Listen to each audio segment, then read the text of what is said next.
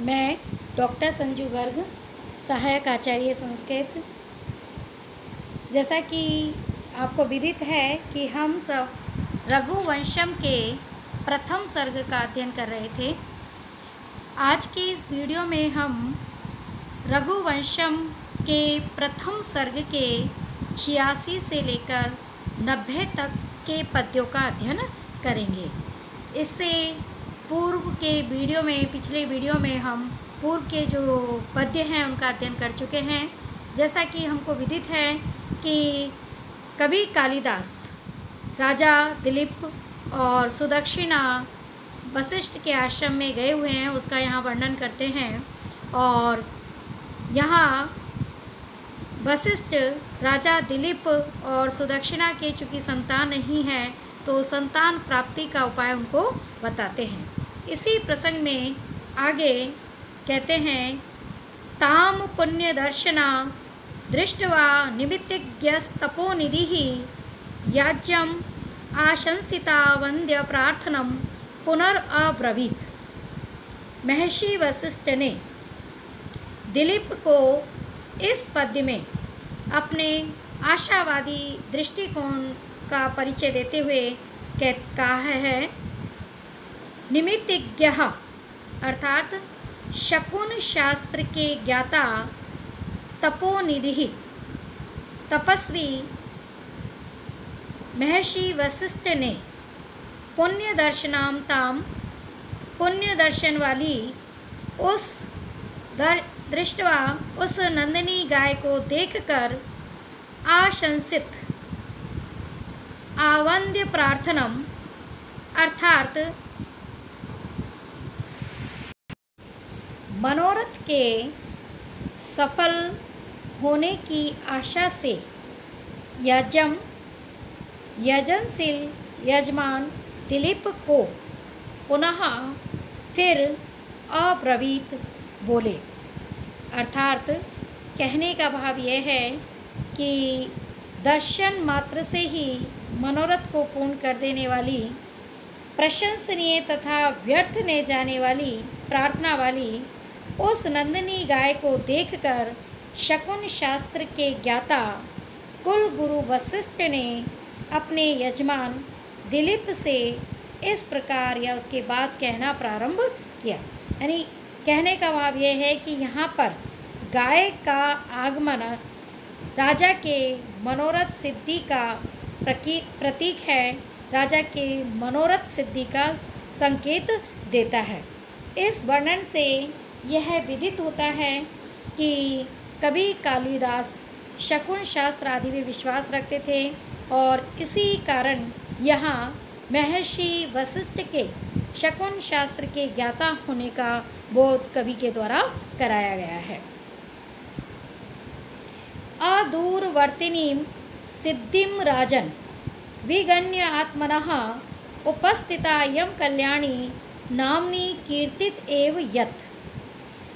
महर्षि वशिष्ठ राजा दिलीप से कहते हैं कि राजन, हे राजन, आत्मनः अपनी सिद्धिम सफलता को, अपने मनोरथ की सफलता को अदूरवर्तिनीं विगण्य अत्यधिक निकट ही समझो, क्योंकि नामनी कीर्तित एव नाम लेने मात्र से ही इयम कल्याणी यह कल्याण करने वाली नंदिनी गाय उपस्थित हो गई है, हमारे समीप आ गई है।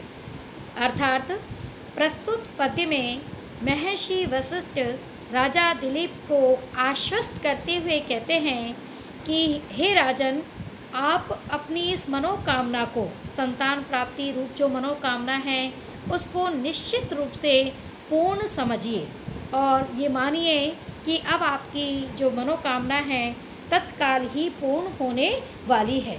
क्योंकि जिस नंदिनी गाय का हम नाम ले रहे थे, जिस नंदिनी गाय के विषय में हम चर्चा कर रहे थे, वह नंदिनी गाय हमारे नाम लेते ही यहाँ उपस्थित हो गई है, हमारे समीप आ गई है।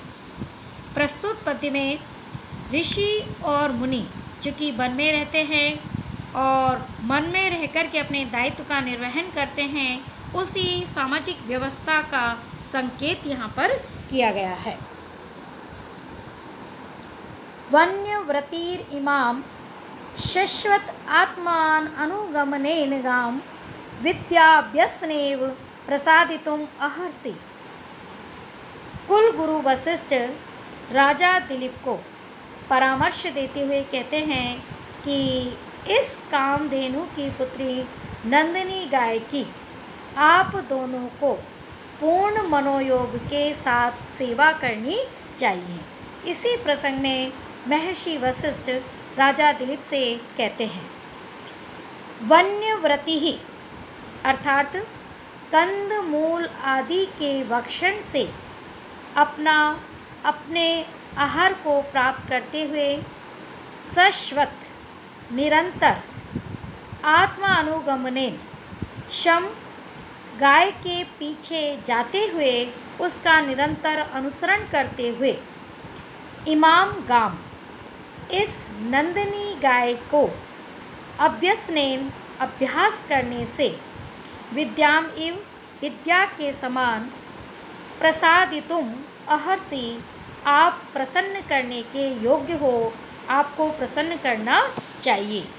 अर्थात कहने का भाव यह है कि महर्षि वशिष्ठ राजा दिलीप को समझाते हुए कहते हैं कि हे राजन, आपको अपनी मनोरथ सिद्धि के लिए पुत्र प्राप्ति हेतु, संतान प्राप्ति हेतु नंदिनी गाय को प्रसन्न करना चाहिए। और इसका एक उपाय है कि जिस प्रकार निरंतर विद्यार्थी जब अभ्यास करता है तो उसे विद्या प्राप्त होती है, वह विद्या की देवी को प्रसन्न करने में सक्षम हो जाता है, उसी प्रकार आप कंद मूल फल आदि को ग्रहण करते हुए निरंतर इस गाय का अनुसरण करते हुए इसको प्रसन्न करने का प्रयास करें, और निश्चय ही आप में ये सामर्थ्य है और इस कार्य को करने के पश्चात निश्चय ही आपके मनोरथ की सिद्धि होगी। तो इसलिए विद्यार्थी के द्वारा अभ्यास के माध्यम से विद्या देवी के समान आपको भी अपने मनोरथ सिद्धि हेतु गाय की सेवा करनी चाहिए। कामधेनु की पुत्री इस नंदिनी गाय की त्रुटि रहित भाव से सेवा करनी चाहिए और इन्हें प्रसन्न करने का प्रयास करना चाहिए। प्रस्थितायां प्रतिष्ठेयः स्थितायां स्थितिम आचरेः निष्ननायां निषीदात् आश्यां पीताम्बसी पिबेर अपः। यहाँ किस प्रकार नंदिनी गाय की सेवा आपको करनी है, इसका क्रम बतलाते हुए, इसकी विधि बतलाते हुए महर्षि वशिष्ठ राजा दिलीप से कहते हैं कि हे राजन, प्रस्थितायां प्रतिष्ठेयः स्थितायां स्थितिम आचरे। इस नंदिनी गाय की सेवा करने की विधि का वर्णन करते हुए कहते हैं कि इस गाय के प्रस्थितायां प्रस्थान करने पर, अर्थात जब ये चलती है तो इसके चलने पर त्वं प्रतिष्ठेथा, तुम्हें भी चलना चाहिए। यानी जब ये गाय प्रस्थान करती है तो आपको भी इसके पीछे पीछे प्रस्थान करना चाहिए। अश्याम स्थितायाम, और इस गाय के, इस नंदिनी गाय के रुक जाने पर त्वं स्थितिम आचरे, तुम्हें भी रुक जाना चाहिए, तुम भी रुक जाना। निष्नायाम निष्नानायाम, अर्थात इसके बैठ जाने पर, निषेधाश्याम, आपको भी बैठ जाना चाहिए।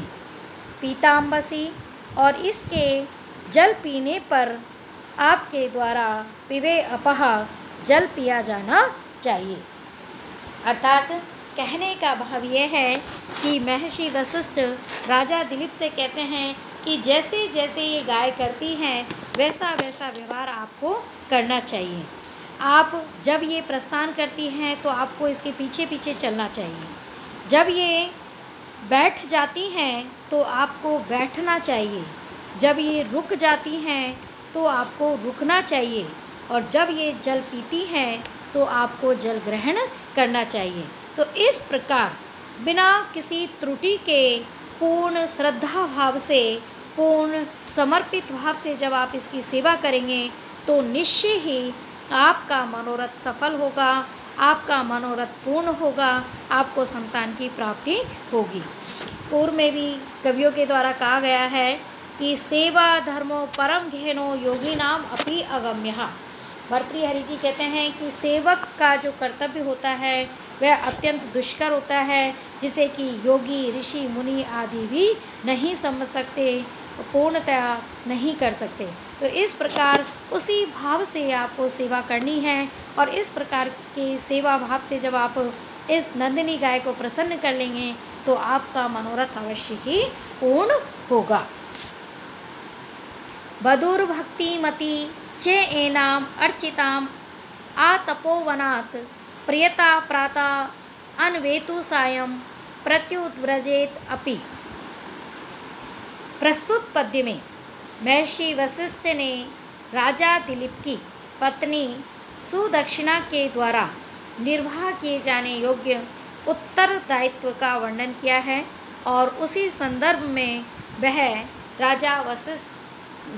राजा से महर्षि वशिष्ठ कहते हैं, वधुहु अपि, हे राजन, आपकी पत्नी सुदक्षिणा भी भक्तिमती अर्थात पूर्ण भक्ति भाव से, प्रियता शुद्ध आचरण वाली होकर, पवित्र आचरण वाली होकर, अर्चिताम एनाम, इस नंदिनी गाय की पूजा करके, आतपोवनात्, तपोवन तक, अन्वेतु, इसका अनुसरण करे, अर्थात तपोवन तक वह भी इसके पीछे पीछे चले, सायं अपि, और सायंकाल में भी, प्रत्युव्रजेत, सायंकाल में भी उसके स्वागत के लिए पुनः उन्हें वहाँ पर उपस्थित होना चाहिए। अर्थात महर्षि वशिष्ठ के द्वारा सुदक्षिणा को अपने उत्तरदायित्व का किस प्रकार निर्वहन करना है, किस प्रकार पति के साथ उसे भी नंदिनी गाय की सेवा करनी है, उसका यहाँ पर वर्णन किया गया है। और वो कहते हैं कि वह बिल्कुल ही स्त्री स्वभाव के अनुकूल वास्तविकता लिए हुए हैं, क्योंकि एक स्त्री धूप, वर्षा, सर्दी आदि को सहन करने में असमर्थ हो सकती है। वन वन में अपने पति के साथ गाय का अनुसरण करना संभव प्रतीत नहीं होता है।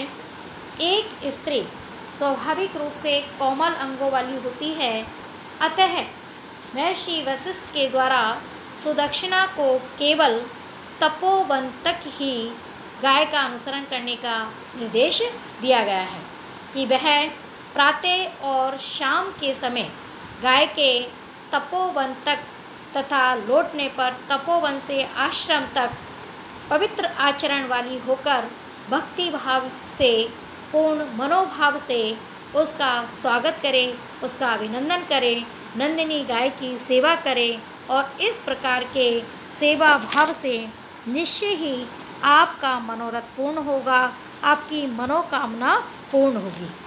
अर्थात कहने का भाव यही है कि महर्षि वशिष्ठ राजा दिलीप को ये निर्देश देते हैं कि चूँकि आपके द्वारा कामधेनु के प्रति मर्यादा का उल्लंघन किया गया, उन पूजा के योग्य कामधेनु का आपके द्वारा तिरस्कार किया गया, इसीलिए कामधेनु के शाप के कारण आपको संतान की प्राप्ति नहीं हुई है।